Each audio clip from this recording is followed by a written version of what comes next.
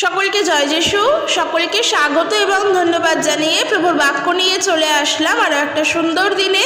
প্রতিটা দিনের মতন আজকের আরও একটা সুন্দর দিন পেয়েছি, তাই জন্য ঈশ্বরকে অনেক ধন্যবাদ জানাই এবং পিতাকে অনেক ধন্যবাদ জানাই যে আরও একটি বার এই সুযোগ তিনি করে দিয়েছেন। রোজকার দিনের মতন আজকের এই দিনটিও পেয়েছি তার দয়ায়, তার অনুগ্রহে। এবং এই পৃথিবীতে আমরা বাস করি, আর এই পৃথিবীতে কত মানুষ আছে, শুধু মানুষ নয়, পৃথিবীতে গাছপালা, পশু পাখি, পাহাড় পর্বত, নদী, সাগর, সমুদ্র, এই ব্রহ্মাণ্ড, আরও কত কিছু আছে এই জগতে। সমস্তটাই যে ঈশ্বরের সৃষ্টি, তার প্রমাণ আমরা যখন পাই তখন তার ধন্যবাদ করি যে তিনি কত সুন্দরভাবে তার ইচ্ছা অনুসারে, তার পরিকল্পনা অনুসারে সমস্ত কিছুকে সৃষ্টি করেছেন। তার সৃষ্ট প্রত্যেকটা বস্তু, প্রত্যেকটা জিনিস অবশ্যই ভালো। কেননা একবার চিন্তা করে দেখো তো, আমরা বেঁচে আছি আজকের কিসের জন্য? অক্সিজেনের জন্য। এই অক্সিজেন আমরা পাই কোথা থেকে? গাছপালার থেকে। গাছপালা না থাকলে বাতাসে যে অক্সিজেন আছে তা হয়তো আমাদেরকে সম্পূর্ণটা দিতে পারতো না। সেই গাছ থেকে আমরা অক্সিজেন পাচ্ছি। তো এই গাছকে ঈশ্বর সৃষ্টি করেছেন এমনভাবে যে মানুষের থেকে সে নিজের প্রাণ বাঁচিয়ে রাখতে পারবে, আর গাছের থেকে মানুষ তার নিজের প্রাণ বাঁচাতে পারবে। আমরা যখন জল পান করি সেই জলে আছে অক্সিজেন। যেই জল খেলে যখন আমরা প্রচণ্ড হাঁপিয়ে যাই তখন দেখবে আমরা জল পান করি, কারণ ওই সময় অনেক কাজকর্ম করার পর, অনেক দৌড়ঝাঁপ করার পর আমাদের শরীরের অক্সিজেনের লেভেল, মাত্রাটা কমে যায়। সেই সময় আমরা যদি জল পান করি আমরা শান্ত হই। যেই জল আমাদের তৃষ্ণাও মেটায় এবং আমাদের বেঁচে থাকতেও সাহায্য করে, কারণ ওই জলেও আছে অক্সিজেন। তাহলে দেখো, এই যে পরিকল্পনা অনুসারে ঈশ্বরের সৃষ্টি, এটা কতই না আনন্দের বিষয়, আর এর জন্য ঈশ্বরকে ধন্যবাদ দিতে হয়। এখন যদি বিজ্ঞানের কথা বলি তাহলে বলবো যে বিজ্ঞান তো এই সমস্তটা আবিষ্কার করেছেন। আজকের আমরাও যদি পড়াশোনা করতাম, আমরাও যদি অনেক দূর পর্যন্ত পড়াশোনা করে বিজ্ঞানী হতাম, এগুলো আমরা আবিষ্কার করতাম যে অমুক জায়গায় অমুক আছে, ওখানে নানান রকমের রিসার্চ করে, নানান রকমের তথ্য নথিপত্র দিয়ে আমি এই বিষয়টিকে আবিষ্কার করলাম। আবিষ্কার করা কাজ তো হচ্ছে বিজ্ঞানের, কিন্তু সৃষ্টি করলেন কে? আবিষ্কার আমি তখনই করতে পারবো যখন সেটা রয়েছে। যদি নাই থাকতো তাহলে তো আমার খোঁজার কোনো প্রয়োজনই পড়তো না। আজকের মনে করো আমার গরু হারিয়ে গিয়েছে, আমি একটা গরু পুষি, সেই গরুটি আমার হারিয়ে গিয়েছে। সেই গরুটা যে হারিয়ে গিয়েছে সেই গরুটাকে তো আমি খুঁজবো। কেন খুঁজবো? আমি জানি সে হারিয়ে গিয়েছে, সে তার মানে আছে, আর আছে বলেই তাকে আমি খুঁজছি। খুঁজে যখন পেয়ে যাব তখন আমি অনেক আনন্দিত হব। এটা তো আমি একটা উদাহরণস্বরূপ বললাম। আর বিজ্ঞানের কাজও তেমনই, সে অনবরত অন্বেষণ করে চলেছে, খুঁজে চলেছে।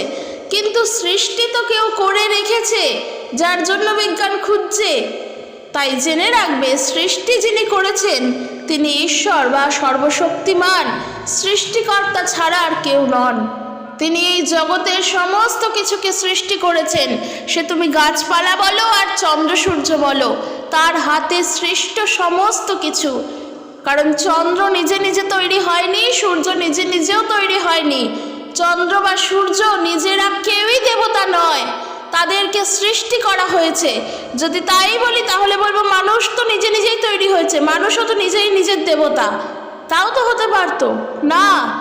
মানুষকে যেমন সৃষ্টি করা হয়েছে ঠিক একইভাবে প্রকৃতিকেও ঈশ্বর সৃষ্টি করেছেন।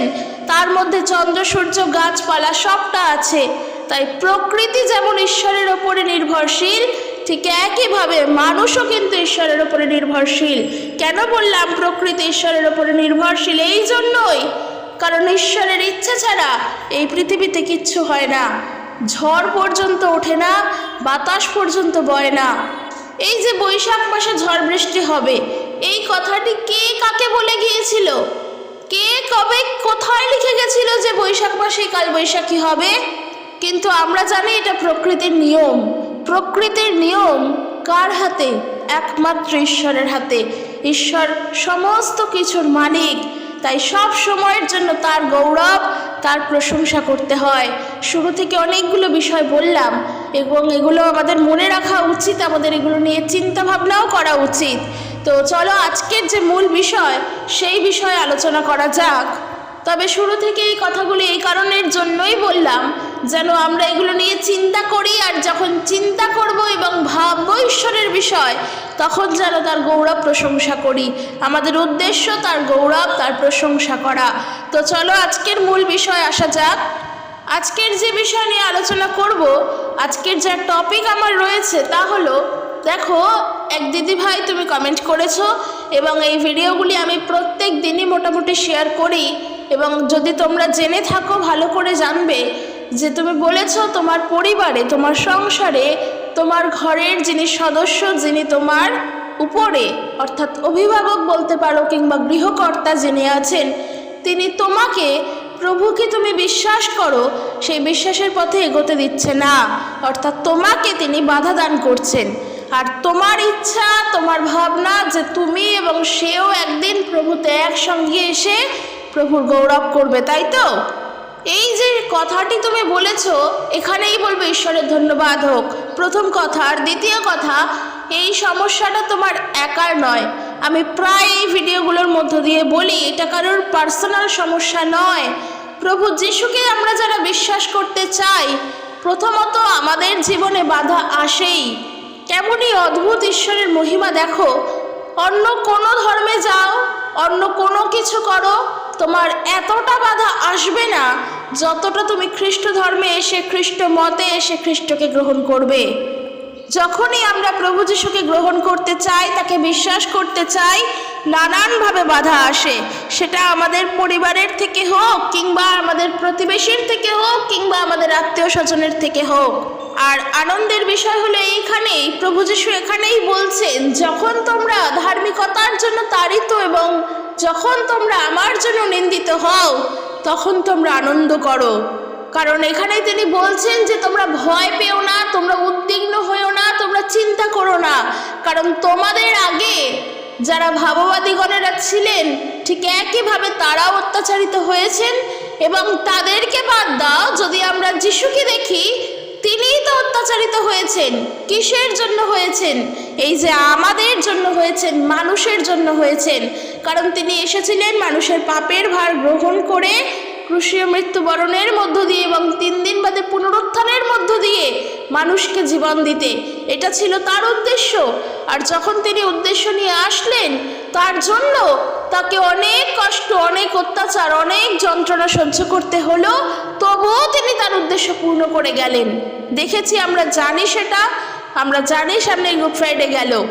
তিনি যখন এত অত্যাচারিত হয়েছেন, তিনি যদি নির্যাতন সহ্য করতে পারেন, তখন আমরা সাধারণ মানুষ হয়ে কেন পারবো না? তিনি ঈশ্বর হয়েও তা সহ্য করেছেন, তাহলে আমরা মানুষ হয়ে কেন পারবো না? প্রথম কথা। দ্বিতীয় কথা, তিনি যখন অত্যাচার সহ্য করে তার লক্ষ্যকে তিনি পূর্ণ করেছেন, একইভাবে আমাদের যদি লক্ষ্য হয়ে থাকে যে একদিন আমি এবং আমার পরিবার সবাই প্রভুতে গ্রহণ করে প্রভুর গৌরব করে চলবো, যদি এটা লক্ষ্য থাকে, তাহলে তার আগে আমাদের এই অত্যাচার, এই কষ্ট সহ্য করতে হবেই। তাই আজকের এই বিষয় নিয়ে আমি বলতে চাই যে এই দিদিভাই কমেন্ট করেছো, তুমি ঈশ্বরের কাছে প্রার্থনা করো। এইবার আমরা বলবো বা আমরা শুনবো যে যারা যারা আমরা এইভাবে অত্যাচারিত হই, তখন আমাদের কি করণীয় হয়ে থাকে। দেখো, আমি বারবার যেটা বলি, রোজ দিন যেটা বলি, সেটা হচ্ছে ঈশ্বরের কাছে প্রার্থনা করা। কারণ এইটা ছাড়া আর তো আমাদের কোনো রাস্তা নেই, আর তো আমাদের হাতে কোনো অস্ত্র নেই যেই অস্ত্রের দ্বারা আমরা দিয়াবলকে কাবু করতে পারবো। আর সেই অস্ত্র হলো কি? প্রার্থনা করা। কার কাছে প্রার্থনা করা? ঈশ্বরের কাছে প্রার্থনা করা। কারণ যখন আমরা প্রভু যিশুকে জানার জন্য বা প্রভু যিশুকে বিশ্বাস করব বলে মনস্থির করি, যখন আমরা প্রভু যিশু সুসমাচার পাই এবং তাকে গ্রহণ করব বলে মনস্থির করি, সেই সময় দিয়াবল প্রবলভাবে আমাদের উপর কার্য করে। এমন এমন বিষয়ের মধ্য দিয়ে কার্য করে যার জন্য আমাদের রাগ হয়ে যাওয়াটা স্বাভাবিক হয়ে ওঠে। এমন এমন বিষয়ের মধ্য দিয়ে কার্য করে, তখন আমরা বুঝতে পারি না যে আমরা সামনের দিকে যাব, প্রভুর দিকে এগোবো নাকি পিছনেই পড়ে থাকবো। এমন এমন বিষয়ের মধ্য দিয়ে কার্য করে, তখন আর যিশুকে বিশ্বাস করতে ইচ্ছেই হয় না। ঠিক সেই সময়গুলোতে প্রবলভাবে যখন যিশুকে জানবো বলে, তাকে বিশ্বাস করব বলে মনস্থির করি, সে এতই প্রবলভাবে কার্য করে যে একজন মানুষ হয়ে আমরা ভেঙে পড়ি, প্রভুর দিকে আমরা এগোতে পারি না। তখন শুধুমাত্র ঈশ্বরের নামগান ওপর দিয়ে করি, শুধুমাত্র ঈশ্বরকে ডাক ওপর থেকে আসে, তখন আমাদের অন্তর থেকে আর আসে না। তখন আর আমরা আগের মতন বিশ্বাসে থাকি না, যেমনটা আমরা শুরুর থেকে ছিলাম। যখন আমরা একদম শুরুতে যিশুকে জেনেছি, তখন যে বিশ্বাস নিয়ে জেনেছিলাম, ধীরে ধীরে সেই বিশ্বাস আমাদের কমে যায়। যখন আমরা মনস্থির করি প্রভুতে চলবো, কিন্তু দিয়াবল বাধা দেয়। এইখানেই বলতে চাই যে দিয়াবল যে বাধা দিচ্ছে, অর্থাৎ এখানে একটা বিষয় বলি, আজকের তুমি বলেছো যে তোমার স্বামী বা তোমার সন্তান তারা তোমাকে দিচ্ছেন না প্রভুতে এগোনোর জন্য, জেনে রাখবে যে তারা সেই কার্যটা করছে এমনটা নয়, তাদের মধ্য দিয়ে দিয়াবল সেই কার্য করছে বলে তারাও তোমাকে ফোর্স করছে। তারা নিজেরা যে সেই কার্যটি করছে এমনটা নয়, তাদের মধ্য দিয়ে মন্দ আত্মা সেই কার্য করাচ্ছে বলে তারা করছে, তারা তাদের অজান্তেই করছে।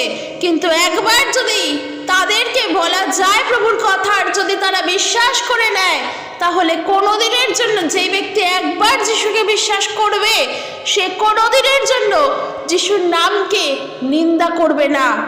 যদি সে প্রভুর থেকে সরেও যায়, তবুও সে যিশুর নামকে নিন্দা করবে না, কারণ সেই ব্যক্তি জানে আমি যিশুর কাছে গিয়ে কি পেয়েছি। বিভিন্ন কারণে হয়তো সে সরে যেতেই পারে, সরেও যেতে পারে, প্রভুর পথ থেকে সে সরতেও পারে, কিন্তু তবুও তার অজান্তেও আমার বিশ্বাস সে যিশুর নামে নিন্দা করবে না, কারণ সে কি উপকার পেয়েছে সে তখন একবার হলেও চিন্তা করবে। তাই যারা জানে না প্রভু কি, তারাই অ্যাকচুয়ালি নিন্দা করে, কিন্তু যখন তারা জেনে যায় তখন আর তা করে না। আজকে তুমি বিশ্বাস করতে চাইছো, তোমাকে বাধা দিচ্ছে, তার মানে সে নিজে দিচ্ছে না, তার মধ্যে থাকা দিয়াবল সে কার্য করাচ্ছে বলে সে করছে। সেই সময় তোমার কর্তব্য চুপ থাকা, কারণ প্রভু যিশু যখন ক্রুশীয় মৃত্যু হয়, তখন কিন্তু দিয়াবল সব থেকে বেশি খুশি হয়েছিল, তবুও যিশু কিন্তু চুপ ছিলেন। চাইলেই প্রভু উত্তর দিতে পারতেন, সেই মুহূর্তে দিয়াবলকে দমন করে ফেলতে পারতেন, তিনি চাইলেই অনেক কিছু করতে পারতেন, কিন্তু তবুও প্রভু যিশু তিনি চুপ ছিলেন। যখন দিয়াবল কার্য করেছেন, প্রভু যিশু তিনি চুপ ছিলেন।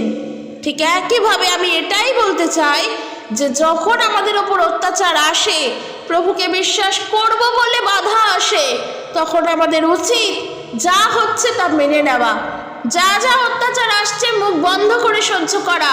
যেমনটা আমি বলি, ওই সময়গুলো দিয়ে যদি জোর করে আমাদেরকে মূর্তি পূজাও করানো হয়, তাহলে সেটাকেও করা। কারণ প্রভু যিশুকে যখন অত্যাচার করা হয়, যখন সৈনিকেরা মিলে অত্যাচার করছেন, তখন প্রভু জানেন যে ওই সৈনিকদের মধ্যে কে কার্য করছে, আর সেই অত্যাচার প্রভুর ওপর কে দিচ্ছে সেটাও প্রভু জানেন। ঠিক সেই কারণের জন্যই তার প্রথম বাণী বলে গিয়েছেন, এরা কি করছে এরা জানে না, পিতা এদের ক্ষমা করো।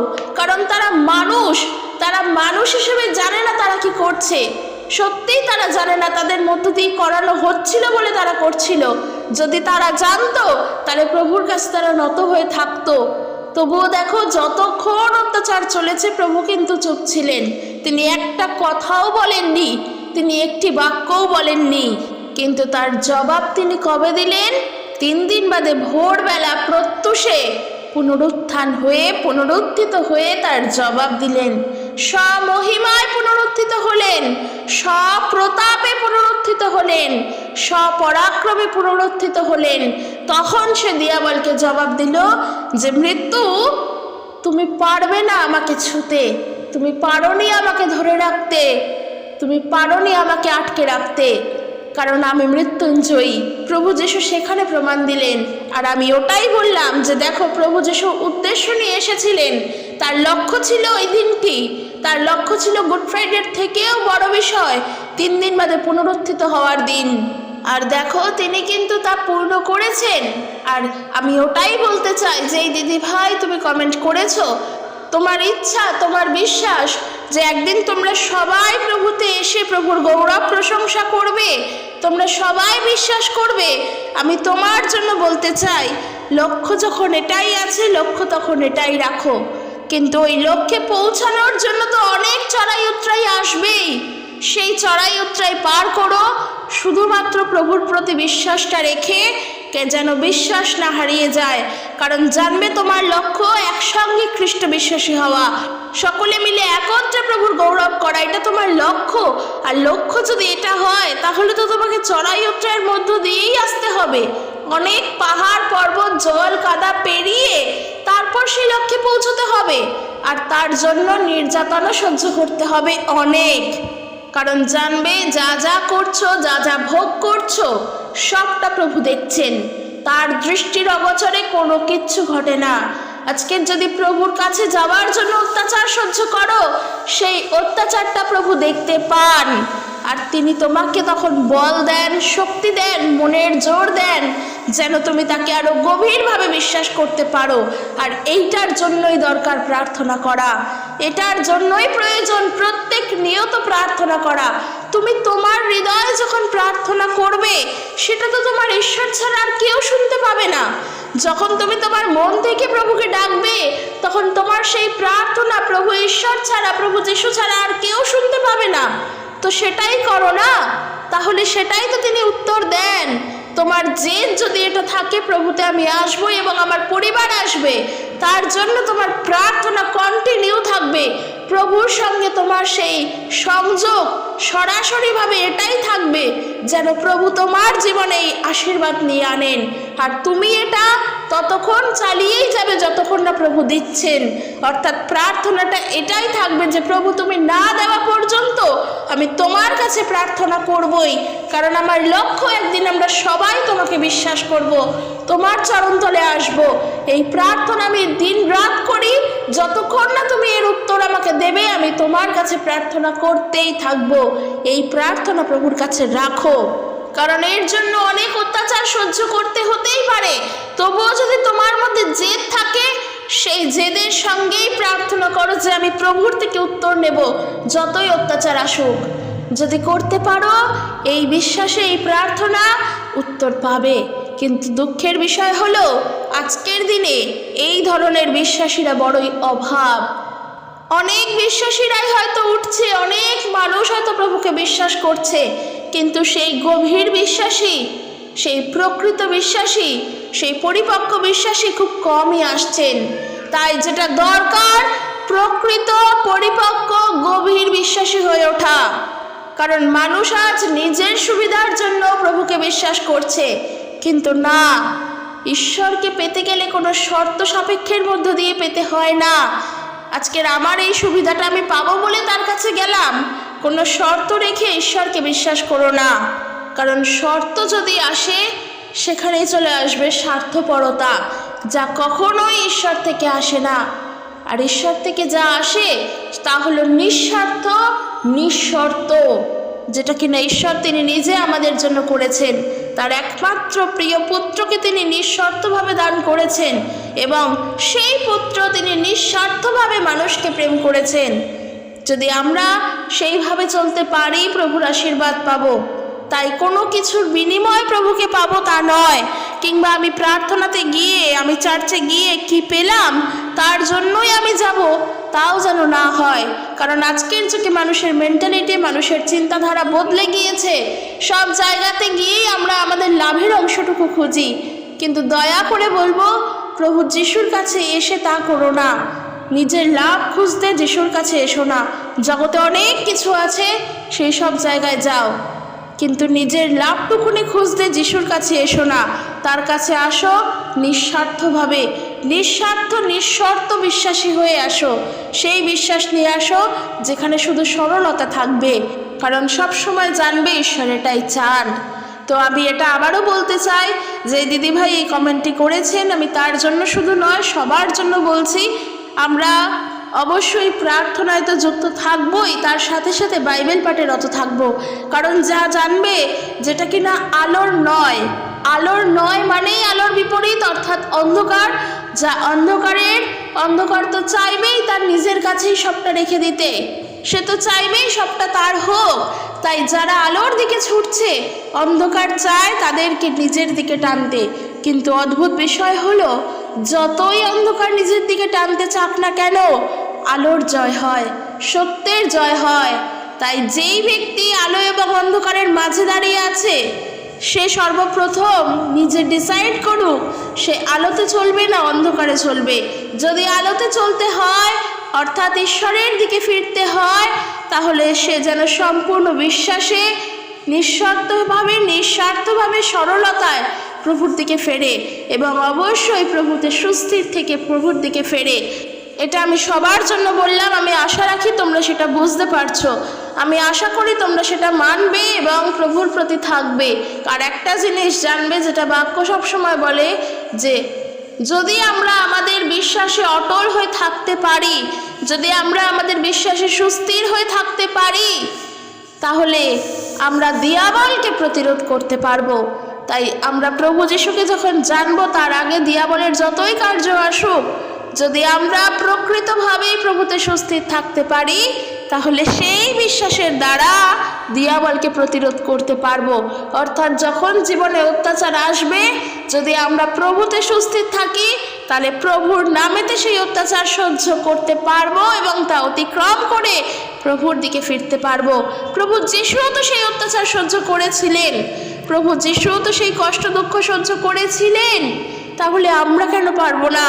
হয়তো তত যন্ত্রণা তো আসছে না আমাদের, কিন্তু যেইটুকুনি আসছে আমরা তা প্রভুর নামেতেই সহ্য করব এবং আমরা বিশ্বাস করি প্রভু যা দেখতে পান আর তিনি আমাদের উত্তর দেবেন। আর আরও একটা গুরুত্বপূর্ণ বিষয়, যারা আমাদের ওপর অত্যাচার করছে, সেটা আমি যাদের থেকে অত্যাচারিত হই না কেন, আমাদের প্রার্থনা দিন রাত তাদের জন্য থাকবে, যেন প্রভু তাদের অন্তরকে পরিবর্তন করেন, যেন প্রভু তাদের মনকে পরিবর্তন করেন, যেন প্রভু সব সময়ের জন্য তাদের সঙ্গে থাকেন আর প্রভু তাদের বুঝিয়ে দেন যে তারা যেটা করছে সেটা ঠিক নয়। তাদেরও উচিত প্রভুর দিকে ফেরা, তাদেরও পরিত্রাণের প্রয়োজন। এই প্রার্থনা তাদের জন্য সব সময় থাকবে, যেন তারা প্রভুকে চিনতে পারে, তাদের অন্তর যেন প্রভুতে ফেরে। প্রভু চাইলেই সব করতে পারেন, যদি আমরা সুস্থির থাকি, আমরা বিশ্বাসে অটল থাকি এবং যারা আমাদের ওপর অত্যাচার করছে তাদের জন্য প্রার্থনায় রত থাকি, প্রভু সবটা করবেন। তাই প্রভুর ওপরেই ছাড়ো আর অবশ্যই লক্ষ্যে স্থির থাকো। ঈশ্বর তার আপন বাক্যে প্রত্যেককে আশীর্বাদ যুক্ত করুক। জয় যিশু, প্রেজ দ্য লর্ড।